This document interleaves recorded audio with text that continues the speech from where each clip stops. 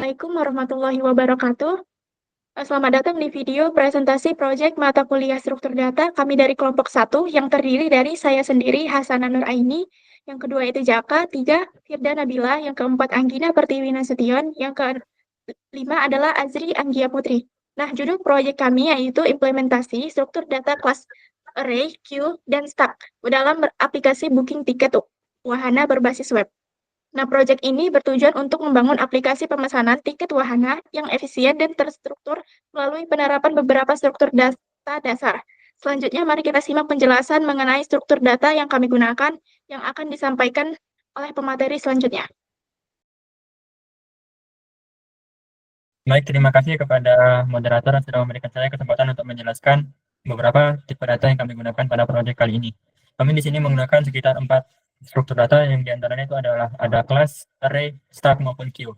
Nah, untuk kami penggunaan kelas ini, di sini kami menggunakan kelas untuk memetakan setiap data-data yang ada dari database. Seperti di sini ada tabel pengguna yang berisi beberapa atribut seperti ID, nama lengkap, email, dan lain sebagainya. Nah, mengapa kami menggunakan tipe data kelas? Karena tipe data kelas sendiri sebagai cetak biru ataupun blueprint ketika kita melakukan pengerjaan proyek. Jadi, kita hanya menggunakan satu kelas, tapi bisa digunakan berulang kali. Kemudian yang kedua, kami menggunakan tipe data array.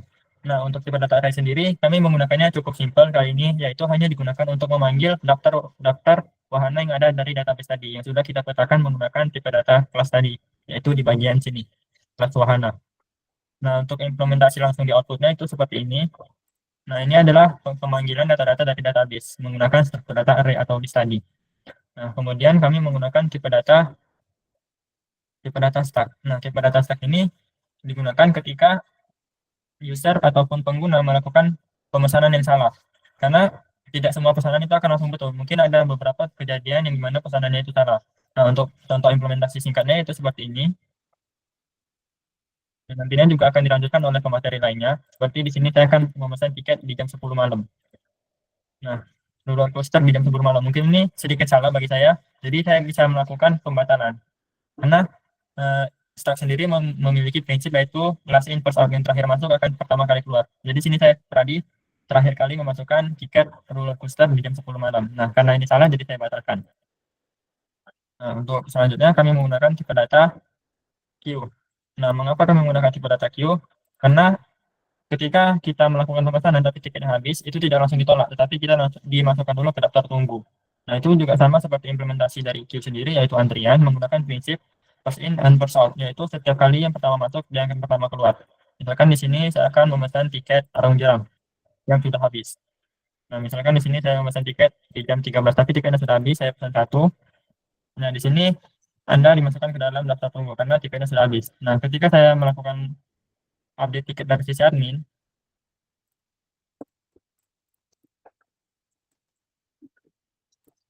Nah, ketika saya melakukan update tiket dari sisi admin yang di bagian arung jeram tadi, yang tiketnya sudah habis, maka di sini saya update tiketnya menjadi 2, simpan. Nah, jadwal berhasil diperbarui dan tiket otomatis diberikan kepada jaka perdana dari daftar tunggu. Karena tadi seperti prinsip dari Q sendiri yaitu setiap data yang pertama kali masuk yang akan pertama kali keluar. Untuk di kodenya itu seperti ini, singkat saja. Setiap ada antrian tapi tiketnya habis itu akan langsung ditambahkan ke dalam variabel antrian dan nantinya di dalam antrian ini akan dimasukkan ke dalam session di database, kemudian dimasukkan ke dalam daftar tunggu sampai adminnya melakukan update tiketnya. Mungkin itu saja penjelasan singkat tentang struktur data yang kami gunakan dan mengapa kami memilih ini. Dan selanjutnya penjelasan dari output program akan dilanjutkan oleh pemateri selanjutnya.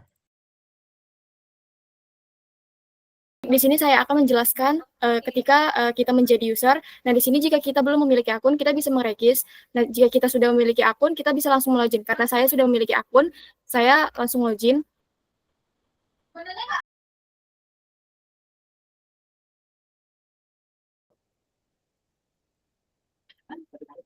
Nah, di sini ada tampilan search. Di sini jika kita ingin mencari wahananya, kita bisa men-search-nya. Di sini saya mencari roller. Nah, di sini akan muncul. Di sini kita bisa melihat lihat detail dan jadwal. Di sini ada lokasi dan kapasitas berapa orang. Nah, di sini kita bisa memesan tiketnya dengan mengklik pilih jadwal. Di sini saya pesan tiket di jam 10. Lalu saya memesan tiket. Nah, di sini ada keterangan tiket habis, Anda telah ditambahkan ke daftar tunggu. Saya mengklik. Di sini kita bisa melihat daftar tunggu. Nah, jikalau tiket habis, kita akan masuk ke daftar tunggu. Lalu jika kita ingin memesan tiket lagi, kita bisa mengkliknya lagi. Nah, saya mau memesan tiket di jam 11:20, hanya satu tiket. Nah, di sini akan jika booking berhasil, di sini akan ada bacaan booking satu tiket berhasil. Kemudian di sini jika kita sudah memesan tiket-tiket tadi, di sini ada riwayat booking tiket. Di sini kita bisa mencetak untuk melakukan pembayaran. Nah, ini tampilannya jika sudah dicetak. Kemudian di sini jika kita tidak ingin membatalkan tiket, maka kita tinggal mengklik batalkan. Nah, maka di sini akan ada bacaan pemesanan dibatalkan satu. Nah, jika sudah selesai membooking tiket, kita bisa keluar dari kita bisa keluar dengan mengklik logout. Baik, sekian dari penjelasan saya sebagai user. Baiklah, di sini saya akan menjelaskan bagaimana tampilan jika login sebagai admin. Nah, di admin ini ada menu-menunya, yaitu ada dashboard, kelola wahana, kelola pesanan, kelola pengguna, dan juga logout. Kita masuk ke namanya dashboard admin. Nah, di dashboard admin ini, di sini kita bisa melihat total jumlah wahana, total pengguna, dan juga total booking. Nah, ini merupakan grafik diagram batang. Nah, sedangkan ini adalah diagram lingkarannya. Bisa dilihat berapa bookingnya, wahananya, dan juga penggunanya berapa.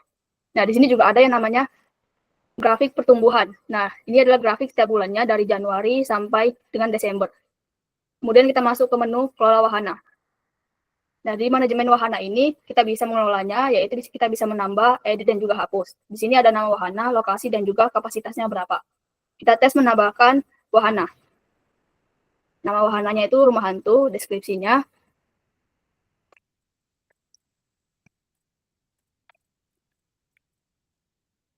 Kemudian lokasinya dan juga kapasitasnya kita bikin 10 orang.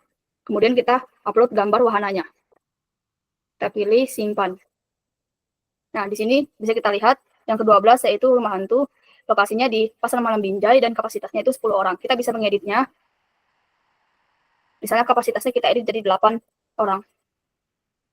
Dan kalau misalnya kita nggak mau mengganti gambarnya, kosongkan jika tidak ingin mengganti gambar. Di sini berubah jadi 8 orang.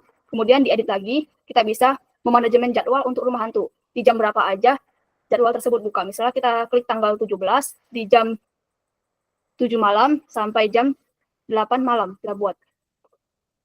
Tiketnya itu adalah 20 maksimalnya. Maka bisa kita tambah. Dan di sini bisa kita lihat hasilnya. Kemudian kita bisa edit, misalnya tiketnya hanya 15 dan waktunya bisa kita edit lagi jam 11 malam terakhir. Maka dia akan berubah dan kita bisa hapus jika membatalkan atau menghapus jadwal. Kosong. Oke. Kemudian kita kembali dan di sini tadi kita sudah menambahkan wahana kan. Kita bisa menghapus kalau kita ingin menghapus wahana tersebut. Kemudian kita masuk ke menu kelola pemesanan.